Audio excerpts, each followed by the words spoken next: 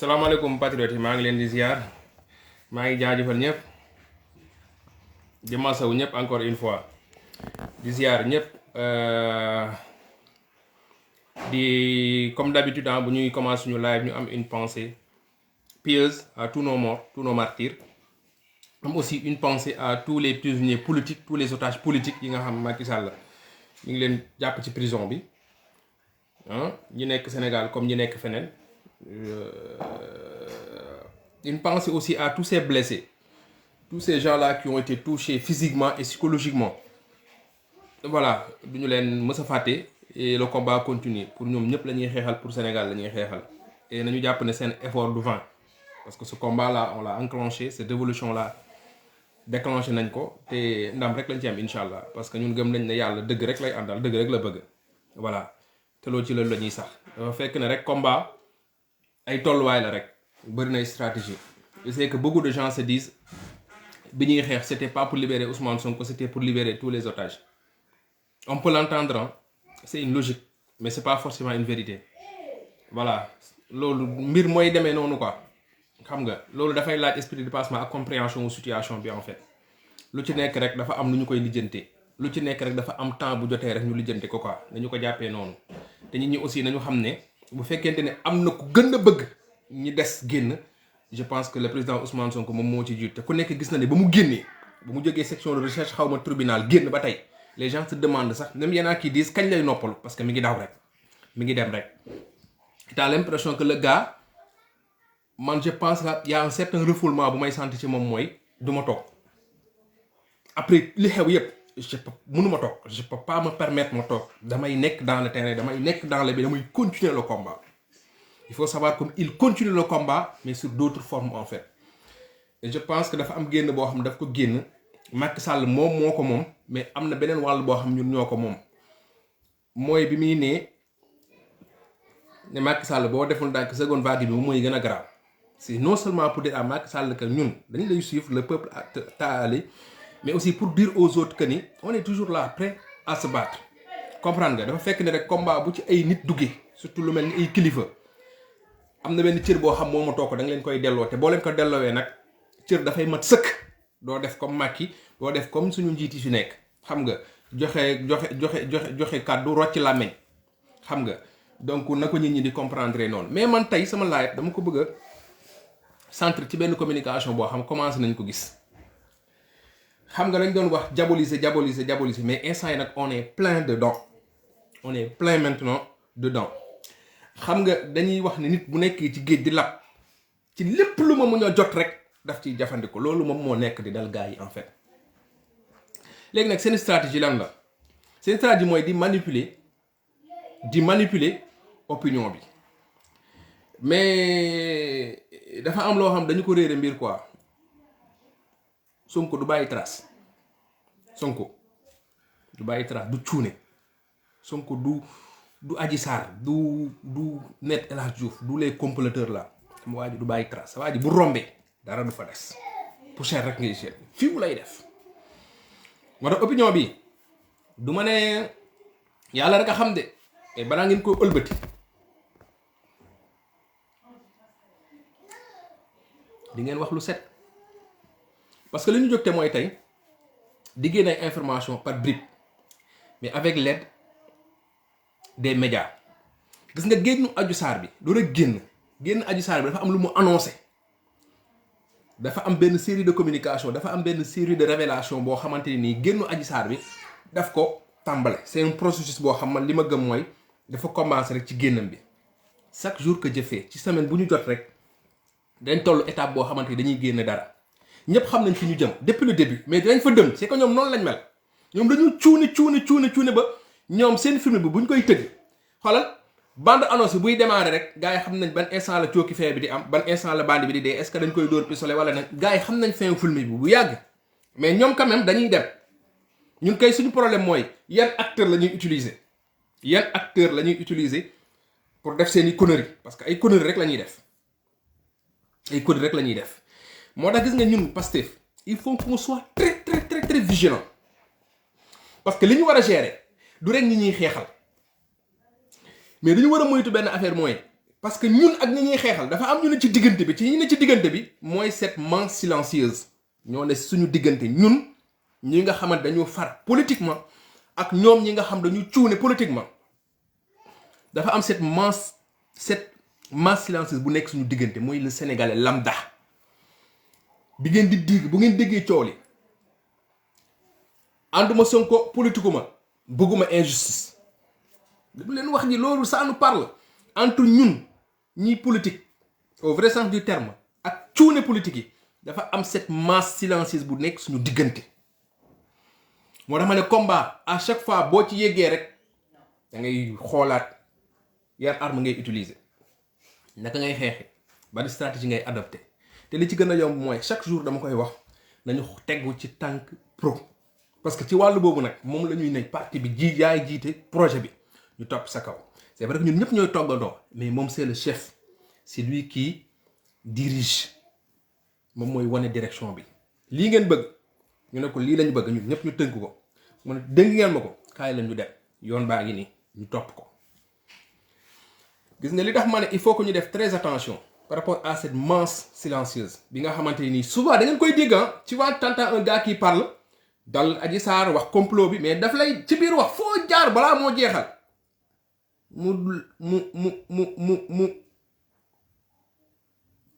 mu suruxal benn wax mooy faraluma Ousmane Sonko moo tax may wax j'aime pas les justices je suis pas forcément de Ousmane Sonko bëri na ñu koy wax loolu nag dafa am ñun luñ ko war a décortiquer dafa am benn comportement buñ ci war a adopter ñoom am nañ fu ñu jëm dafa am ñoo xam ñoom ñooy gérer deal bu salte bi Macky Sall jël yoonu politique bi ànd ak ay ñoñam dem xoolaat nu mu defaree image am parce que perception moo nekk ci politique nan la ñuy percevoir sa leader ñaata point la perte ñaata point la gagné loolu dafa am solo et c'est pas pour rien que gan gi génn rek dem fi muy woowee titre foncier c'est pas pour rien mu génn rek daw vers le nord fi mu jàpp ne foofu la électorat nekk ce qui est plus ou moins normal mais xool leen bu baax Macky Sall su tey l'idée c'est de faire monter ay points yu Macky Sall ak baisser ay points yu Ousmane Sonko léegi il faut Macky Sall ak ñi mu àndal ak médias yi xool naka la ñuy gérer ba ñuy gis ay baaxu Macky Sall Sénégal yi di gis ay baaxu Macky Sall te ci ñaar lay jaar ci ñaar soit réalisation bu concret wala ñu jaar ci xolu Sénégalais yi ñaar yooyu rek la mën a nekk waaw le réel ak le sensationnel c'est-à-dire soit dañuy jékki-jékki dem fenn def ay réalisation Macky def na lii gars yi toog télé bi ak loo ci mënti dégg Macky nii Macky laa ba pare nag ñu xool fu ñu laalee xolu sénégalais yi ñoo rek la ci Macky man ci beneen wàll bi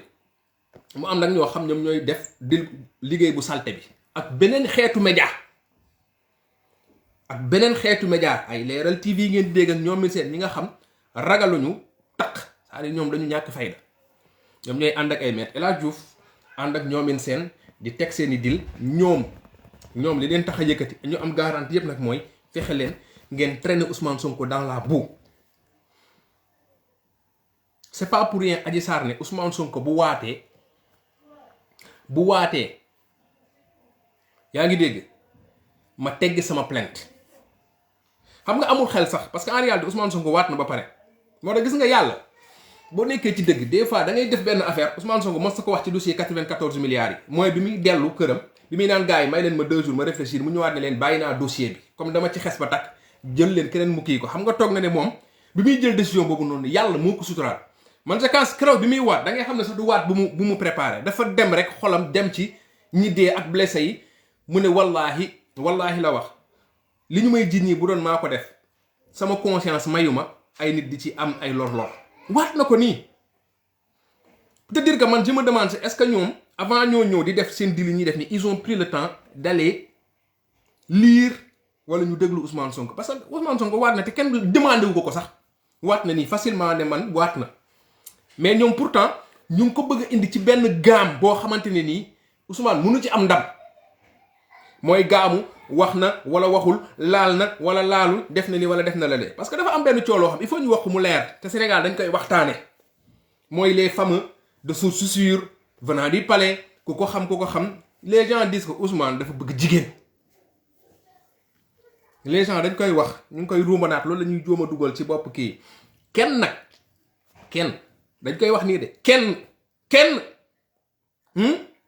mënu la wax lii mooy firndeel ni Ousmane dafa bëgg jigéen saay bu ñu naxante on est en 2021 ay smartphone fu ne ci àddina amul ko yoru smartphone sama yaay sa am na smartphone te yàlla xam na ne xamul sax nu ñu koy manipuler mais il faut ma am smartphone parce que moo xew ci jamono léegi lan lañ mën a nit ñi di tasaare ci dëkk bi waaw mais am na sañu may woo booy mais daf leen dànk waaw seen gan gi même bu voyelewul booy bi sax xam nga seen gan gi daal dégg naa dafa bëgg jigéen quoi loolu mooy wax ji loolu yépp on l'a compris ban góor moo bëggul jigéen Ousmane Sonko bëggul jigéen ñi ñoo ko bëgg loolay dëgg jigéen ñi may seetaan ñu ngi nii man ñaata yoon laay waxtaan ak ay jigéen ñu ne ma su ma noboon ma jël loolu la yàlla def nangul leen ko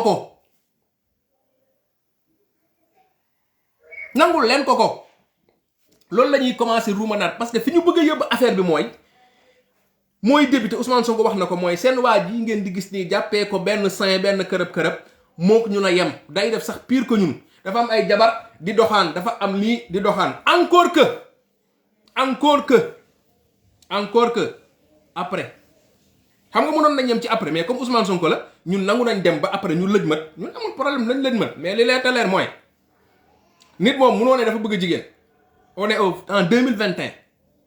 te mënuloo wax fenn ne nii ak nii moo tax mu bëgg jigéen xanaa lenn li ñu leen xamee mooy sos te fa laay ñëw mooy bu mu leen bett ngeen xëy ñu créé ay xaritu Adji Sarr créé ay doomu nday Adji Sarr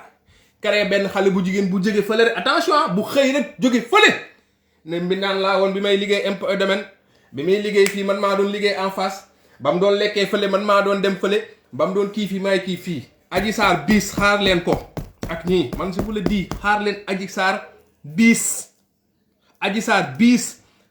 xaritu Adji Sarr bis bi bu leen xaar leen sax góor bu génn ne Sonko sax day jëflante góor processus la moo tax man ne ñun nañuy anticiper parce que ñun yàlla dafa def ñu gën leen baax bopp yàlla moom moo def loolu waaw ngeen ëpp ñu alal ñu gën leen baax bopp gën leen yeewu gën leen muus gën leen gëm affaire bi léegi yow nit ki chaque jour booy de source sûre booy ay kilifa sax man dañ may wonaan ma mais nag booy dégg naa seen gars yi dafa bëgg jigéen kan moo bañ jigéen ku bañ jigéen ak ni ko yàlla bindee ak ni mu mel yàlla def ci loolu jigéen Ousmane Sonko def ko ci jigéen Ousmane góor la bëgg jigéen a tax mu dem wut ñaar ñaar yu baax ngeen baal ma ñaar yu namul daray Adji Sarr loolu tax mu dem wuti ñaar bëgg jigéen tax mu dem wuti ñaar ba mu bëggee jigéen dafa dem wuti ñaar yemul foofu de xoolal ba pare nag yàlla def ci moom lu tax jigéen bu ko gis bëgg ko léegi bëgg jigéen bi mooy lan bëgg jigéen koy dafa bëgg jigéen indi leen ñu ay firndeel te bàyyi montage yi on est en 2021 fii Sénégal mënuloo bëgg jigéen di doxaan ci xale yi te bàyyi woo message laa leen ko maam góor jasaaka fii Sénégal nga bëgg jigéen di doxaan boobu ba tey amuñu message amuñu vidéo amuñu photo amuñu dara dem di créer ay montage bàyyi leen seen xel yi ngeen di fooye bàyyi leen seen xel yi ngeen di fooye du jàll léegi nag Adji Sarr biis yaa ngi ñëw Ousmane Sonko fu mënta jaar ci àddinaam dinañ jaar impôt et domaine xool jigéen ña fa doon liggéey xool jigéen ña fa doon def ménage xool jigéen ña fa doon nekk client dinañ dem lëjmat client yi Ousmane Sonko yi ndax amu ci jigéen dinañ dem xool Ousmane Sonko koñ yi mu jaar dinañ dem sax UGB ba mu doon jàngee di xool ña mu bokkaloon classe xale yu jigéen yi mu bokkaloon classe di ci war ay Adji Sarr buñ ci ne teppet rek proposer la 100 millions 200 millions 400 millions 600 millions nga ñëw taxaw nga gis nag ñu layam-layamee xam nga Sonko c'est-à-dire foofu la ñu jëm moo tax ma ne gis nga ñun au lieu ñun ñu leen di topp ñuy xaar ñoom ñu génnee ñu dem ñun il faut que ñuy anticiper bi ñaar la anticiper ci ñoom li ñu war a indi mais anticiper aussi ci ñun suñuy projet moo tax j'ai bien aimé tey bi ma gisee patriotes yi nekk mbaam ils ont compris wàccaat ci terrain bi di def ñun li ñu xamee li nekk ci suñu ADN mooy liggéey set setal vap silwiise bëgg Sénégal di liggéey loolu mënuñ ñu ko tere te dina gën a neex sax nag ñoom comme dajaloo nañ dinañ ñu bàyyi ñu dajaloo nag parce que dem nañ Matam dajaloo fa xanaa dinañ ñu bàyyi ñu dajaloo loolu moom mënuñ ñu ko tere fi mu tal nii waaw looloo ci gën a yéeme looloo ci gën a yéeme léegi nag dama ciy ñëwaat c'est-à-dire man la question que je me pose souvent mooy lan moo tax man amuma sikki sàkk ci deal bi affaire bi complot la et pourtant les gens nous parlent toujours de l'affaire Adji Sarr Sonko et pourtant les journalistes ñi ngi koy alimenter ba tey imaginez Adji Sarr génnam bi ridicule bi mu ridicule presse bi def ko titre ko soit ñaara am soit les gens c'est Sonko ça crée benn buzz ça crée de l'actualité bu mu jeex parce que Sonko dafa neex wax ci Sonko dafa neex débat ci Sonko dafa neex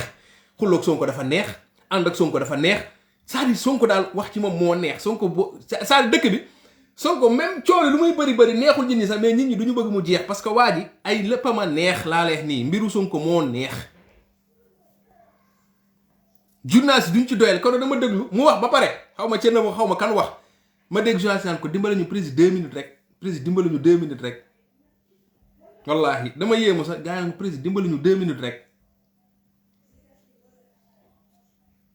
ma ragal naa Sonko bu doon tëddi sax ne ñëw leen ngeen damay tëddi nalaw nii tëdd di nalaw journaliste yi ñëw leen xoolal gars yi dañuy dajaloo dem këram dañ fay fees dell rien que pour caméra ko xam nga nag kooku nag booy xeex ak moom ci dëkk dafay garaaw te da ngeen ñu yombalal lu bari man dama yàgg di live fii naan Citizen dafa technique Bassirou Diomaye neex na mi dafa technique xam nga diw neex na mi dafa technique Fadilou Keïta mais dafa technique léegi yombal ngeen ñu lu bari léegi gis maire bu xamul dara man ba ma sama yaay woowee woo ma téléphone nga xam pour mën a ko votelal Ousmane Sonko comme moom dafa xam yaayu Macky xam papay Macky ñu dëkkoon nekk ay dëkkandoo maire bi pour ma convaincre ko bu mu modèle Macky parce que moom comme maire yu bari comme Fatick la nekkoon Macky nekk doomu Fatick Macky laay votel moom noonu la ko jàppee woon ma liggéey ci sonn ba lu ne def naa ko ba am fu ma jaar ak moom sax pour mu votel Ousmane Sonko ba ma toogee mu woo ma téléphone ne ma ñii ñoo ñàkk jom ma ne ko ñan mu ne ma xanaa ñii ñoom plateau bu ñu toog ñu toroxal leen ma ne ko ñoo ñan lañ mu ne ma xanaa ñii nii di kii nañu bàyyi doomu jaambur bi loolu ça veut dire beaucoup de choses laa lay wax nii moo tax ma ne léegi ñun patriotes yi le combat de l'opinion on l'a gagné les Sénégalais ont compris que dañ ñu tooñ te ci biir tooñ boobu les Sénégalais ont compris que parce que buñ ñu tooñee bi ça veut dire que dañ ñu mos di tooñ ça veut dire que tey lijjante nañ affaire Adji Sarr bi dafa ñëwaat lijjante yi weesu yëpp ba pare nag lijjante yu bari war a ñëw ci kanam mais ci ñun la dépendre affaire Adji Sarr bi dafa lijjante yi passé war a lijjante yi war a ñëw mooy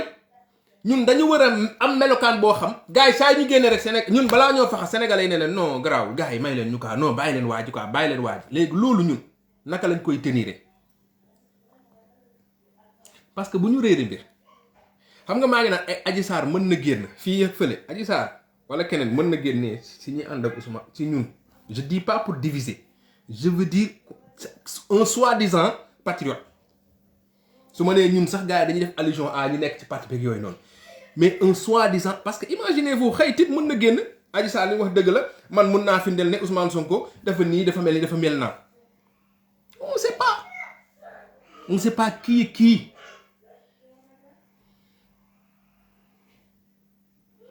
On sait pas qui est qui mën ngeen xëy rek gis benn Issa mii de ça ça fait 2 ans 3 ans mu ngi laaj tag Ousmane Sonko rek c'est un inconditionnel moom moo toog fi ne waaye man Ousmane Sonko il m'a déçu man mosuma woon gëm na lii mais vraiment man bi may rayante c'est pour nii affaire bi jaxasoo nga gis ñu Les Échos mooy njëkk a titré xam nga man kenn xamuma kenn du ma wax gis nga su ma xëyoon fii sama laay bii ma toog ne tëg bi ci table bi c'est fini Ousmane Sonko yow ndekete nii waaw ama xamuñ ma suba ma nekk star Sénégal arkela sunu laay tuba man la ñuy def à la une Les Échos ay observateurs xala dem ñu bindal la de l'activiste wala xolal le liveur de Ousmane def ma ngandi liveur nag def ma gaan bi am ay 100 millions de vues ne ma le grand liveur de kii xaw ma nangam Ousmane Sonko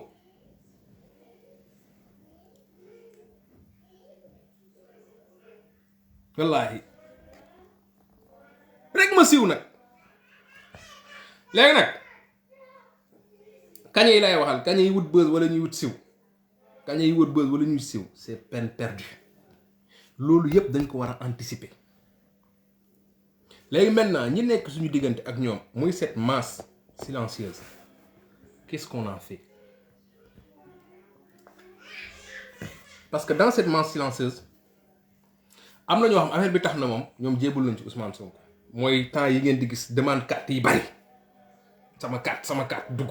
jékki-jékki photo profil man gis naa ay samay xarit yoo xam politique intéressé wu leen dama gis ñu def seeni photo profil Ousmane Sonko ma ne ci yàlla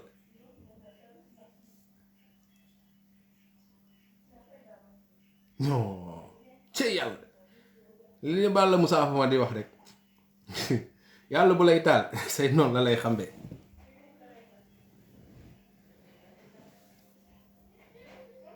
non man gars yi moom siiw du jaami borom man moom siiw boobu bëgguma ko quoi mais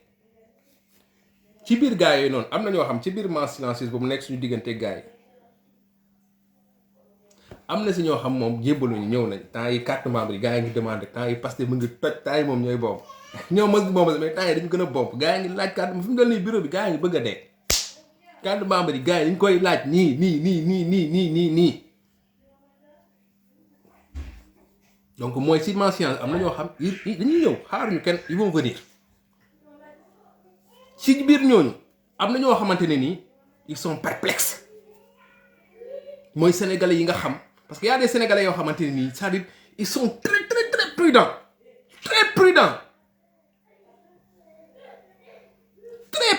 ñooñu dañuy toog di xaar mën nañ basculer à tout moment mais seen bascule du dem gauche soit dañuy basculer dugg Pastef wala ñu taxaw seen position mu am ñeneen mooy ñoo xamante ne soit dañuy positionné wu fi ñu taxaw wala ñu basculer dem feneen mooy ñi nga xamante ne ni en fait amul ñoom affaire bi amul benn enjeu ci ñoom am na ñoo xamante ni votel Macky Sall ak votel Ousmane Sonko ñoom lañ yemale jour vote bi fu nga leen ngelaw di yóbbu rek ñoom fa la ñuy dem voter ñooñu aussi benn masse bu takku la. ñooñu mooy ñoo xamante da nga leen di gérer ci communication da nga leen di gérer da ngay ànd ak ñoom ba jour vote bi ànd ak ñoom ci communication ba ci biir bureau bi ànd ak ñoom ba ci biir urne bi parce que à tout moment mën nañu changer mooy ñetti pàcc yooyu c'est les indécis ay éternel indécis la kuy mujj seen nopp yow yaa leen moom parce que c'est des gens yoo xam seetaanuñu émission seetaanuñu Maimouna Ndour Faye seetaanuñu jàkkaarloo seetaanuñu dara c'est des sénégalais yoo xam ñoom ñu ngi Sénégal ci banc bi la ñuy romb waaw lu xew Ousmane Sonko def na lii Eumeu Sène moo daan kii nii c'est des gens yoo xam lijjantiwuñu lu xew ci ñoom seeni problème mu bopp doy na leen donc xamuñ li xew amuñu élément yu leen permettre ñu def choix li mujj seen nopp ak li mujj seen bët ak seen xel bu ñu demee loolu la ñuy def ñooñu moom dañ koy xëccoo loolu xëccoo ba cooki fee la lu xëccoo ba tuuru vote la xëccoo ba mu sës ñi ñëw ci ñun ñi ma njëkk a wax nga xam ñu ngi laaj carte membre yi loolu nag yaatu dënd moo koy def ak ubbiiku te xam ne nag politique ku yokkul da ngaa wàññi loolu nag ñun patriote yi ñun ñoo leen war a dalal bureau yi ñu dalal leen loolu c'est de la responsable de chaque patriote ñi nga xam ils sont indécis mën nañ balance si ñun mais seen xel dalul dañu war a dalal seen xel naka la ñuy dalalee seen xel mooy si suñu attitude ak suñu comportement je peux comprendre am na ay patriotes yoo xamante ne nii dafa am ci yoo xam dañ ci tëye bu ci Ousmane Sonko defee nii sax dañuy am problème surtout ci côté diine te ma wax ko leeral nag pour une bonne fois pour toutes mu leer am na ñuy sous-entendre que ne Ousmane Sonko ibaadu la woon mos naa fi wax léegi noo dem na ci politique comme ni ay ni ñu ko xamee mburoog soow ni mu defoon ne Tijaan Murit Laayeen di insinuer yooyu quoi parce que gis nañ cool yi mu amee am na sëriñu Ousmane Sonko boo xam nekk Murit ñëw ab du mu taxawee ci combat bi te bu njëkk ñu doon wax Ousmane Sonko bokkoon na ci association tel xam nga ñoom loolu la ñu dañuy diviser pour ñu ne waaw ibaadu yi Ousmane Sonko ba ibaadu la woon bàyyi la fii ibaadu nii kërëb dugg na Murit kenn xamul nii Ousmane Sonko politique tax na mu nekk Murit mosul wax nii di wax di kii di kërëb jàngal sàngam nga Sénégal man am naa sam benn papa boo xam ibaadu la bi may tóoru di affaire ibaadu papa Assane la tudd maa ngi koy nuyu de passage dama mos a toog muy waaraate ibaadu bu sës nag ni ñuy woy ibaadu quoi Sénégal xam nga ibaadu moom waxin la c'est-à-dire si conception populaire quoi ibaadu cëkkal kërëb mooy ni ñuy woy ibaadu à tort ou à raison mais muy waaraate ma koy déglu saa yu demee ba ci biir rek mu ne Cheikh Ahmadou Bamba waxoon na te ba ci mën a Cheikh Ahmadou Bamba waxoon na léegi comme man boobu on est pas pare wuñ quoi pare wuñ dëgëruñ trop ak retour yi nga doon am nga ne mais man affaire bi choqué ma quoi ma ne mais attends man sama papa bi ibaadu la mais moom buy ay misaal Serigne Touba xam nga ma ne mais attends c'est-à-dire gars yi dañ ñu jaay affaire bu amul quoi dañ ñu jaay que ne ibaadu toog fii Murit toog fii Tijaan toog fële ñu dem màggal Touba ma gis xam nga le xalif général ne màggal bi tuddee naa ko xalif général des Tijaan ma dem Touba dugg daaray Kaamil ñu won ma arbre généalogique wu Cheikh Ahmadou Bamba ma xool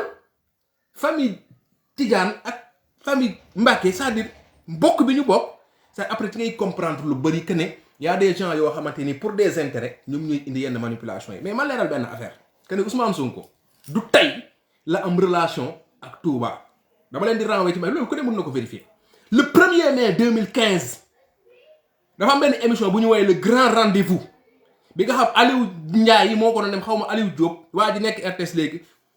Ousmane Mamadou Sy Tounkara fa la nekkoon fa lañ ko xamee muy le grand rendez-vous te je vous donne la référence c'était le 1er mai 2015 Ousmane Sonko ñu invité ko boobu du nii ni boobu kenn xamu ko waaye ñu jóge bu sori nag dafa mbapat waaw moo tax mataala ka gulaar mbapatal ak sa waa ji j'espère que Babacar Diop yoon nañ ko mbuusu konkorong beeg si démmu Mali beeg uul bi quoi namm na ko gi nga jour boobu Sonko dafa xaw a tardé bi mu yegsee xamal la wax ci émission bi bàyyi leen ci xel de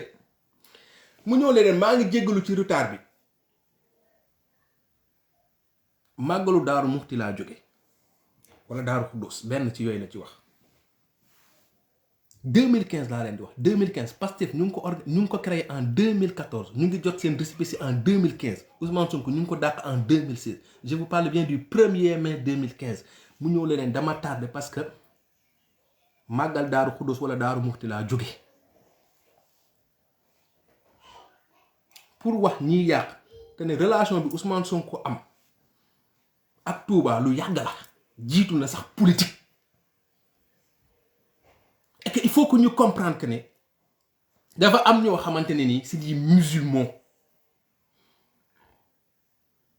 Un musulman complet mooy un musulman boo parce que Sénégal li ñu bëgg a jaay mooy un musulman il faut nga nekk tijaan il faut nga nekk layen il faut nga nekk ibaadu wala il faut nga nekk il faut nga nekk déedéet un musulman complet mooy ki nga xam il a la capacité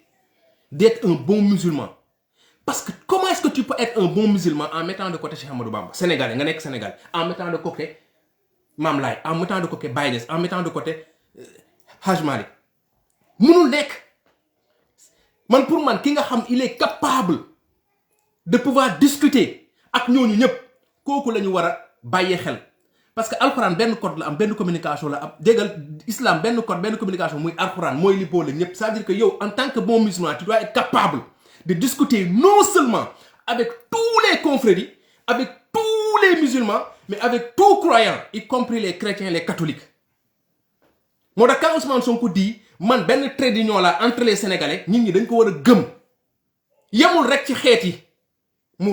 mu nekk joolaa nekk doomu séeréer doomu joolaa doomu xalpulaar nga xool ci alpulaar mu am lu mu fa jóge nga xool ci séeréer mu am lu mu fa jóge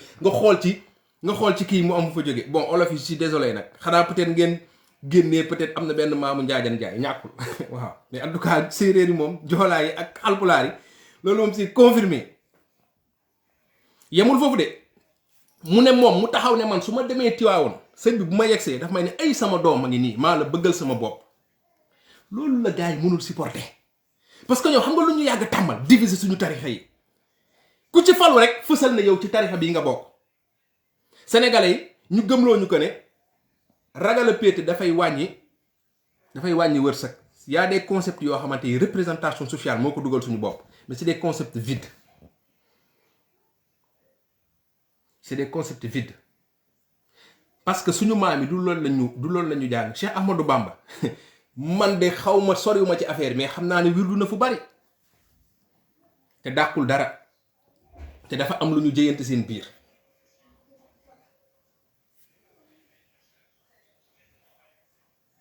moo tax gis nga Sonko boo koy analyser di ko topp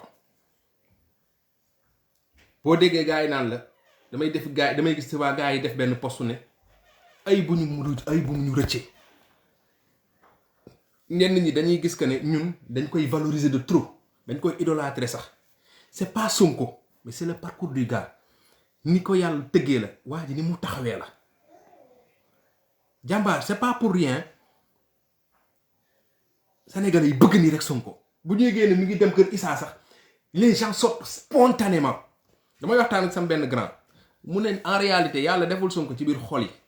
ci deret yi la ko def gars yi dañ koy yëg.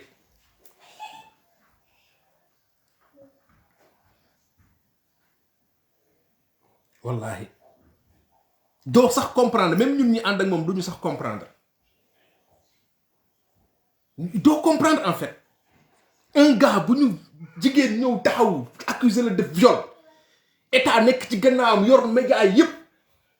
état wu Macky Sall gars yi xal yëkkati machine u état bi pour dal sa kaw chaque jour yàlla dina gën a yëkkati chaque jour yàlla di la gën a yëkkati soo ko day dem kër diw sa xolal mais c'est incroyable xale yi c'est-à-dire loolu moom moo yéemee quoi xale yi ay mère yu boot ay doom ñëpp génnee seen téléphone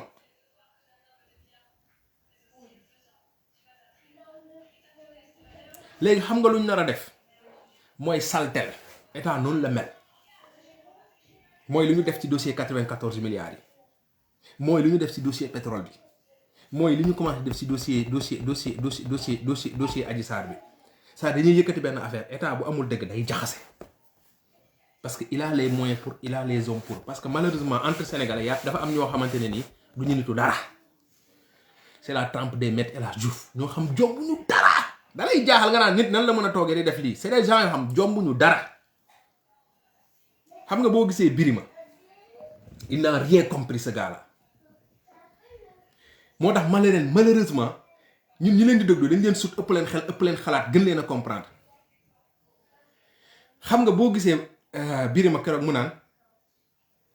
si waa ji saa yu waxee rek dafa mel ni yàlla dafa am lu mu dugal ci biir gémmiñ bi saa yu waxee rek toj Birima nee na du ministre du député du dara mais Birima yow jàkkaarloo bi nga mën a def da nga ñëw taxaw wax ne xam nga Adji Sarr wax li nga wax ci Adji Sarr Sénégal yëpp di la déglu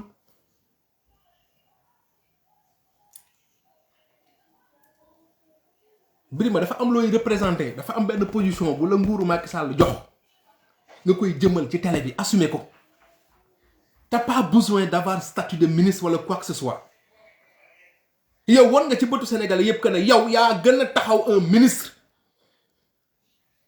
yow wan nga Sénégalais yi que ne yow position bi nga am yow toog nga ne Macky Sall daf la yebal pour ngay xeex ci réseaux sociaux yi c'est-à-dire vaar yi ñu ngi fi il faut que ngeen respecter ñin ñi gis nga situation bi am nii xam nga fii ñun kenn newu fi demal nga taali kër diw demal nga taali kër diw Sénégalais bu ne moo senti li muy def mu xeexee ko dem def li muy def saa man li ñu leen di interpeller mooy ngeen xoolaat seen taxawaay parce que toog di fëgg sa dënn ne sa yoon newu ci yow nga ubbi sa làmmiñ bu rëy bi yaakaar ne yow kese yaa mun wax ku ñu invité nga ne da nga koy lekk fëgg si table yi di wax yaakaar ne c'est-à-dire nga beew réew fuuy xamadi teg ci dof amoo xam-xam yaakaar ne làmmiñ bu rëy ak manipulation rek ndax nguur parce que nguur gi mi ngi lay teddal tu fais beaucoup de mal vous faites beaucoup de mal loolu ngeen comprendrewul parce que ñun bu ñu leen di déglu on sait que vous mentez je suis désolé vous mentez vous manipulez cette population là et ñi nga toogal ci plateau bi ils le savent très bien il faut arrêter de jouer avec le peuple il faut arrêter de jouer avec les débats c'est trop sérieux Sénégal du ay débat dañ ko war a defar ay tali defar ay école defar ay université toppatoo ndaw yi mais ku nekk mi ngi xool nu mu créer statut ñëpp bëgg a dem ci télé yi ku nekk bëgg na toog ci télé ku nekk bëgg na am statut quand tu vois un Charles Faye mu toog nekk donneur de leçon je l'ai dit la dernière fois nga toog di jox El Malick di ko jox ay leçons de communication nga ànd ak Youssou Ndour nekkoon yoroon communication fekkee ma ci boole teniiru leen ak alal bi ngeen yor télé yor rajo Youssou Ndour am tur t'es même pas foutu de gérer la communication de Youssou Ndour nga xam il avait benn avance bu rëy nekk milliardaire nekk business star planétaire t'es même pas foutu de gérer sa communication depuis sax mu ne leen ko am nga toog dañu sonal parce que am nga possibilité toog télé xees ñu kii di naan di joxe su ma la déggee may nga naan l'affaire Adji Sarr du ma jox nga wax ci bàyyi leen naa fekk c'est ça votre problème bàyyi leen bu ngeen génn ci plateau yi seen copain leen woo naan leen loolu la gars yi di leen tàcc ngeen xam ne loolu la Sénégal yi dañ leen di seetaan ba fongole mi ba ci diaspora bi ba Tamba ba maan c'est des gens yu jàng li ngeen jàng génn ci école yi ngeen génnee gën leen a métti téeméeri junni yoon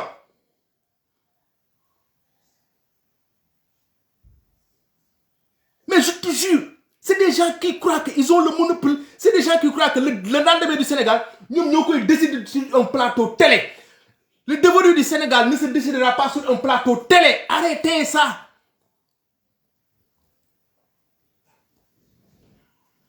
jiw joxe leçon du ma wax ci dossier kii dossier bu rey 14 Sénégalais nga ne doo ci wax arrêtez foutaise du xel Cheikh Yérim dossier bu rey 12 nit yoo xam deewuñ ci benn bés nga ne dama doon xaar muy taw kenn du fabere di ñu nax ci ay concept di ñëw comme ay sauveur ay donneur de leçon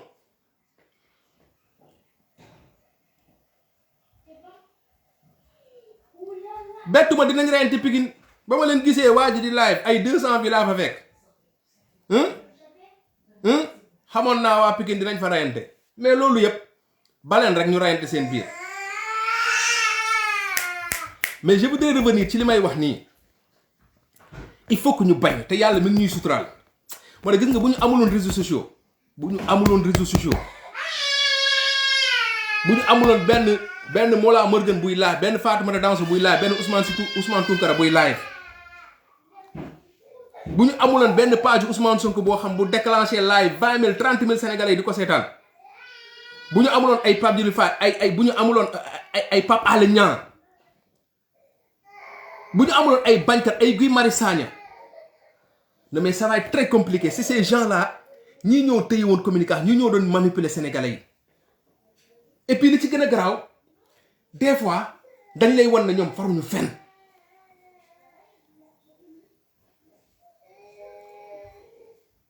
ils nous disent oui dans ce pays-là ouais je trouve que di waxtaane affaire viol mais kan moo fi indi affaire viol soyez sincère, kan moo fi porté plainte ci affaire violu ñàkk fayda Ousmane Sonko moo porté plainte Ousmane Sonko dafa toog ñu indil ko plainte Sénégal yëpp teg seen bët ne complot la dites-le pour que suba bu mu amaat. Quand j'entends les gens dire que ñaari parti la nañu dem procès mu leer loolu bi ñu koy wax à partir du moment où Maître El Hadji Diouf Adji Sarr teg nañ acte bi ñu posé mais soyez logique dans vos analyses.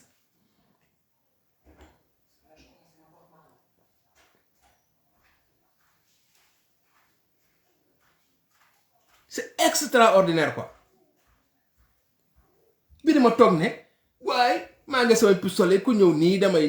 nangam damay sàngam man sama bien yi j'ai préféré woo ñàkk rey kenn dangaa gis nga bàyyi leen di dof lu ci kaw sénégalais yi affaire bi daf leen ëpp doole ngeen daw ak seen njaboot yi dem làqatu ji c'est un signal fort man souhaité wu ma tey ay nit fekk la Birima di sonal sa njaboot parce que man dama yor njaboot je ne le souhaite pas mais ce que je souhaite mooy ngeen changer seen comportement ngeen respecter sénégalais yi yow Birima yaay kan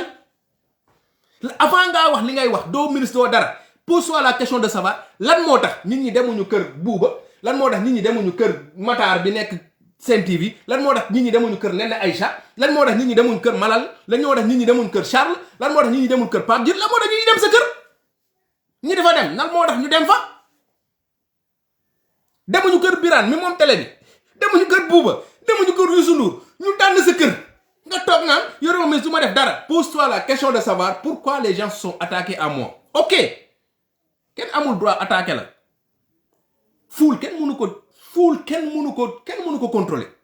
mais gis nga boo doon ànd ak sa xel di nga poser aussi la question de savoir man aussi pourquoi les gens se sont attaqués à moi est-ce que du ma xoolaat sama taxawaay te gis nañ ko changé nga sa waxin de bañu ma Sonko yow nga toog ci plateau naan man ba bañu ma Sonko daa mën a fen yow yaa bañ Sonko yow da ngeen bañ Sonko da ngeen am haine ci Sonko da ngeen koo bañ ay su Diop Fall ñëw fii di nayam da ngeen a bañ Sonko bëggu leen koo gis waaye da leen ëpp bopp quand tu vois Maïmouna Ndour Faye c'est vrai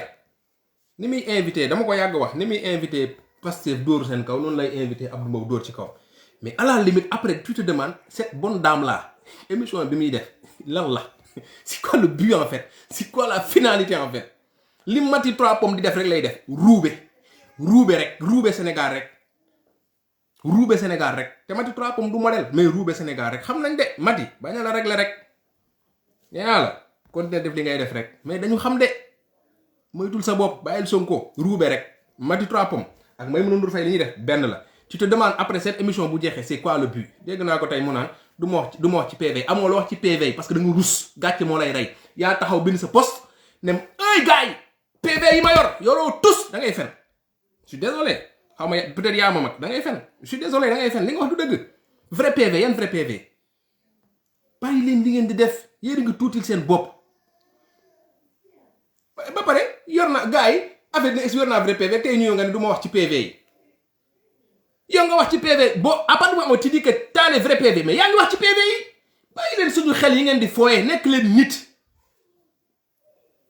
affaire bi di tàng Sénégal di tàkk di bàyyi nga bind sa commentaire ay gars yi les vrais PV yooxu dina fekk fii affaire bi dina tàng dina nii ñu xëy nga ne du ma wax ci PV yi yaa ne kon vrai PV fu mu jógee su bindoo ko dañu jóge nii sa asamaan rek les vrais PV bindoo ko donc waxoo ci waaye bàyyi leen seen xel yi ngeen di fooye waaye bu leen ñu fontoo waxulee nag ay dof quoi wax ci PV yi ba tooy xepp fen say fen mais assumé ko kan ngeen di nax ñun yaa xam nañ leen te Mati yow li ngay def ni Ousmane Sonko wallaay patriote yi jiwuñ la loolu xam nañ li may wax xam nga ko patriote yi wallaay jiwuñ la loolu xam naa ñeneen ñiy dégg xam nañ li la yow patriote yi jiwuñ la li ngay def problème bi nga am ak waa Pastef ba Pastef nangootu la yónnee kenn ngay jafandiku ci ay Bouli Saak ay Abdou Karim Gueye ak ay Balla Moussa Fofana je vous rappelle que ñooñu amuñ benn responsabilité ci copil bi ci ñooñu ngay jafandiku gars yi li ma ko waxoon rek laajte leen Mati lan moo tax mënul am élément bu Pastef ci émission du ko am day ruube rek ki mu invité tey kanji boobu nga xam lancé na temps yële benn programme mouvement xaw ma lan pour APR xaw ma lan gis nga ñun xam nañ on sait ce qui se passe te xam nañ leen.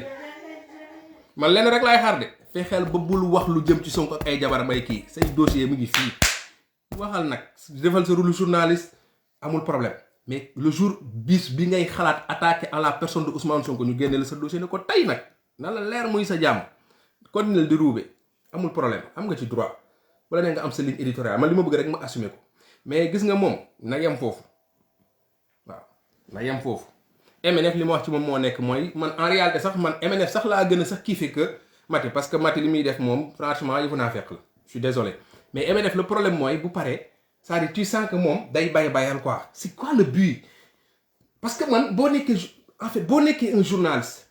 ñu lay suivre nga nekk dëkk bu mel ni Sénégal nga xool situation bi ni mu mel yow tu dois apporter de la valeur ajoutée yow tu dois communiquer da nga war a indi dara mais gars tu sens que indiwuñ dara dañuy wër-wëral affaire yi dañuy jaxase affaire yi rek bu ñu invité ki wax fii ñu invité xoolal ñu del si waat rëbëjoo mais invité kii invité waat kële affaire bi jaxasoo Omar Faye moom fu buggaan jublu rek yàlla na fa yiwu jàll jublu moom foofu lay jublu quoi voilà moom xam naa ne moom bu doon jigéen la dina aji saar buggaan dina xëy ne buggaan daf maa violé moom fu buggaan dem rek moom mu dem foofu noonu bu buggaan àndee ak Sonko mu nooyal bu buggaan ànd ak yi mu def nii bu buggaan defee nii mu def dale Pape Matar sa da koy def nanditema mais moom day dem rek amul moom fu ngelaw li dem mu féete fa waaw des fois doo ko sax xàmmee moo tax gis nga nit da ngay dëggu gis nga boo dëggoo des fois sax nga juum par erreur nit ñi comme de bonne foi nga juum waaw nga juum de bonne foi sax ñu comprendre ko mais gis nga na ci gars yi profité ñu defar quoi ñu defar Sénégal quoi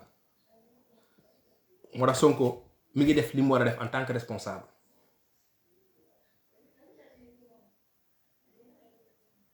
mooy mi ngi seeti ñëpp mi ngi leen di wax li ñu war a def ak fu ñu war a jëm ñun ñëpp gis nañ ko léegi man li may ñaan rek mooy patriote yi pour dellusiwaat ci li ma doon wax que ni dafa am ñu nekk suñu digganteeg suñu kaña yi ñu ko sekkal mooy cette masse silencieuse là on se doit de les rassurer te Ousmane Sonko mu ngi leen di rassurer ñun on doit de les rassurer Ousmane Sonko bu leen di rassurer ci kanamu télé yi ñun ñu rassurer leen ci salon yi rassurer leen ci quartier yi rassurer leen ci mbedd yi Ousmane Sonko mënul nekk fépp Ousmane Sonko buy rassurer kilifa diine yi ñun ñu rassurer suñu sëriñ ñun ku ci nekk am nga sëriñ ku ci nekk am nga taalibe murit taalibe laayeen taalibe tijaan taalibe protestant taalibe nangam boo xam nga rassurer kooku loolu rek a des ci job bi. radicalité bu jotee gars yi gis ñu radical gis ñu métti gis ñu mën a xeex ñu pare pour xeex pour Sénégal bu ñu nekkee ci beneen étape gars yi gis ñi aussi ñu dal lañ ñu am xel lañ ñuy wax ak xel la ñu wax ak xam lañ ndekete ñii de duñu ay saagakat yi xàmmee nañ leen mooy ñay dóorante Pikine bu ma leen gisee ñu dajal laa xam ne dañ dóorante mënuñu ko muñ si seen deret lañ ne ñoom noonu lañ mel si seen ADN la ne mënuñu ñàkk xeex Macky Sall dem na di voter sax di provoquer xeex di wut pour voter force pour benn gars yi laa ko rek mu dóor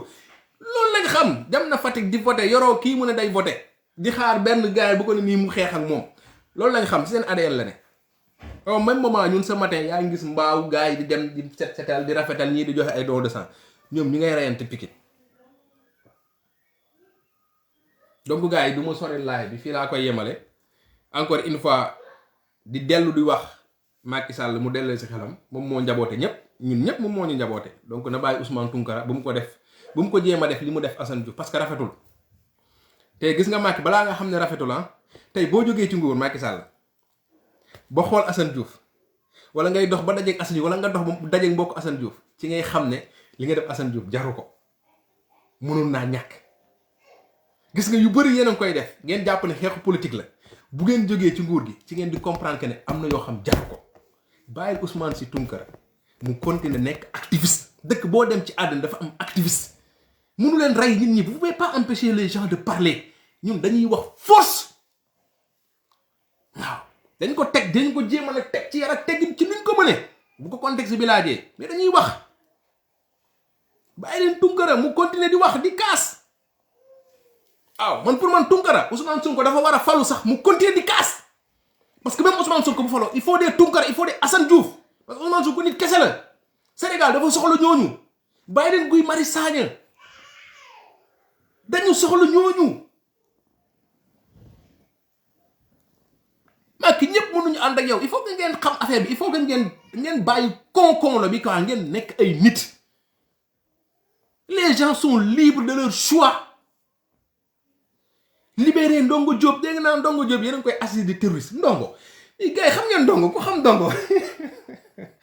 Ndongo xamul sax que signifie le mot terrorisme il le sait même pas Ndongo boo demoon ne ko que signifie le mot terrorisme il le sait même pas on l'accuse ñu koy accuser ay trucs mais il faut arrêter quoi arrêter de jouer avec ce mot. Ce mot n'est pas petit. Arrêtez de jouer avec ce mot. C'est des adversaires politiques. Ndongo est un adversaire politique. Yéen a ko gën a xam. Yéen a ko gën a xam.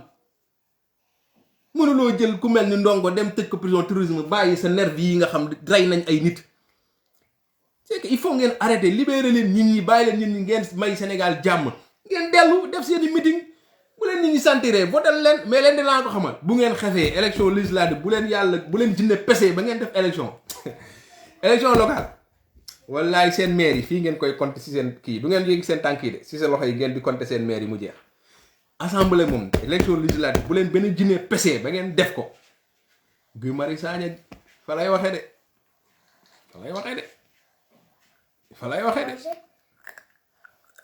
waaw foofu la nag Sénégal doolu mënut leen ci dara loolu la yàlla def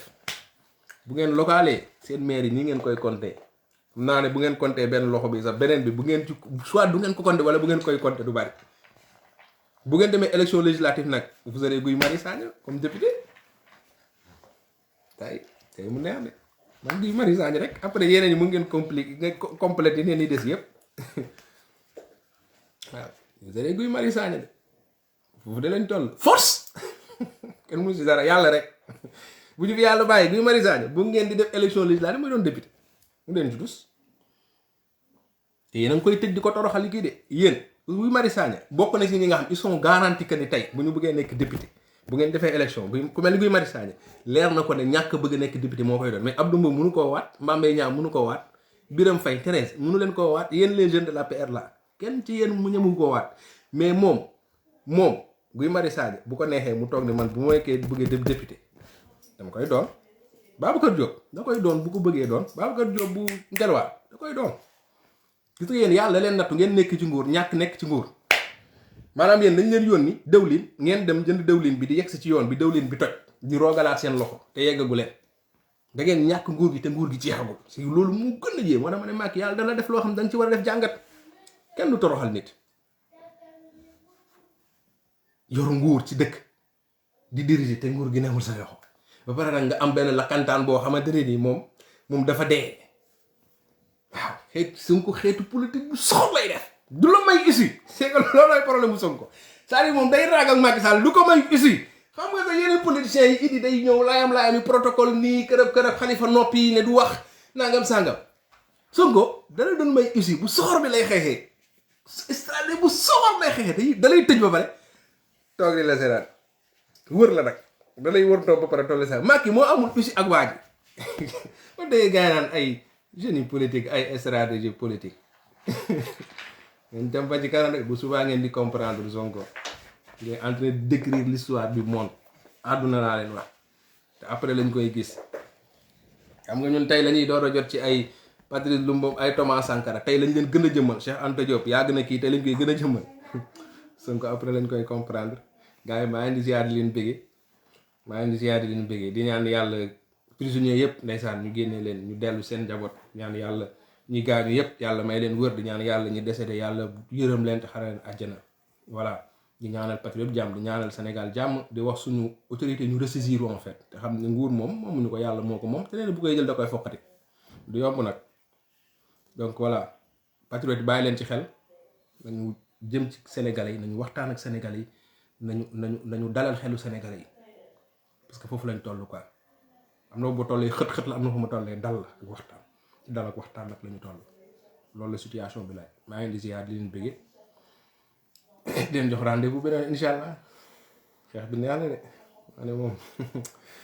ñu dem rek loolu yàlla neen la yaa ngeen jëf gaay taw feex